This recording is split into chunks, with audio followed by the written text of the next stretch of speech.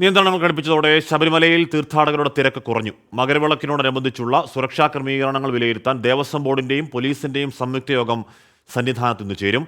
ചന്ദനക്കുട ഘോഷയാത്രയും ഇന്ന് നടക്കും. Spot booking നിർത്തിയത് സന്നിധാനത്തേക്കുള്ള തീർത്ഥാടകരുടെ എണ്ണത്തിൽ കുറവ് വരുത്തിയെന്നാണ് കണക്കുകൂട്ടൽ. എരുമേലി പേട്ടതുള്ളലിന്റെ തലേ ദിവസമായതും തിരക്ക് കുറയുന്നതിന് കാരണമായി. നിലവിൽ പമ്പയിലും നിലയ്ക്കലിലും തിരക്കില്ല. നാളെ മുതൽ മകരജ്യോതി ദർശനത്തിനെത്തുന്നവരുടെ എണ്ണത്തിൽ വർധനവുണ്ടാകുമെന്നാണ് ദേവസ്വം ബോർഡിന്റെ പ്രതീക്ഷ. ഇവിടെ വരുന്ന ഒരാളെയും നമ്മൾ തിരിച്ചുവിടുന്നില്ല.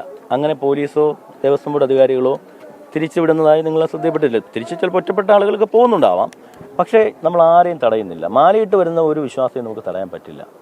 പിന്നെ എന്തുകൊണ്ട് സ്പോട്ട് ബുക്കിംഗ് നിർത്തി എന്ന് ചോദിച്ചാൽ, അങ്ങനൊരു വാർത്ത നമ്മൾ കൊടുത്തില്ലെങ്കിൽ ഉള്ള പ്രശ്നം ഇവിടേക്ക് എത്തുന്ന ആളുകൾ നമുക്കറിയാമല്ലോ. 14, 15 എന്നൊക്കെ പറയുന്നത് ക്രൂഷ്യലായിട്ടുള്ളൊരു ദിവസമല്ലേ.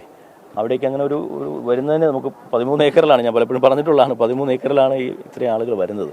അപ്പോൾ അതൊന്നും പറയാൻ വേണ്ടി മാത്രം, പക്ഷെ ആരെയും നമ്മൾ തടയുന്നില്ല. മകരവിളക്കിന് മുന്നോടിയായി ദേവസ്വം ബോർഡ് 350 ജീവനക്കാരെ കൂടുതലായി സന്നിധാനത്ത് നിയോഗിച്ചു.